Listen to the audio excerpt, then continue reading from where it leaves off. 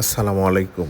কয়েকদিন যাবৎ প্রচণ্ড তাপদাহ চলছে এবং দুপুরে ১০টার পর থেকে বের হওয়া যায় না। দুপুরে অত্যাধিক গরম থাকে পরিবেশটা এবং মানুষজন বাহিরে খুব কম বের হচ্ছে এই তাপদাহতে এবং অসুস্থ হয়ে পড়ছে অনেক লোকজন। ছাদ বাগানো যে গাছগুলি এবার ফল আসছে সেগুলো ঝরে যাচ্ছে আস্তে আস্তে তাপের প্রভাবে। ২ বেলা পানি দেওয়া সত্ত্বেও এই গাছগুলি থেকে ফল ঝরে যাচ্ছে, ফুলগুলি ঝরে যাচ্ছে। এইভাবে দেখতে পাচ্ছেন যে এত সুন্দর ফুল এসেছে কিন্তু আস্তে আস্তে সব ঝরে যাচ্ছে এবং আমগুলি প্রায় নাই বললেই চলে। সব আমগুলি ঝরে যাচ্ছে আস্তে আস্তে এবং শেষ পর্যন্ত কী অবস্থা হয় জানি না। মাঝে মধ্যে আকাশ মেঘলা হয়ে যাচ্ছে কিন্তু বৃষ্টি হচ্ছে না। বৃষ্টির কোনো লক্ষণই দেখা দিচ্ছে না।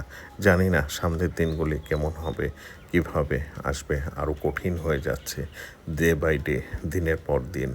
এভাবে চললে আসলে কোনো কিছুই সম্ভব না।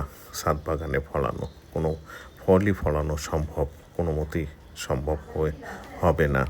তাই ভাবছি এবং এই গরমে আমরাও কিভাবে বাঁচবো। যত গরম পড়লে একটু বৃষ্টির প্রত্যাশা করছি কিন্তু বৃষ্টি নাই বললেই চলে।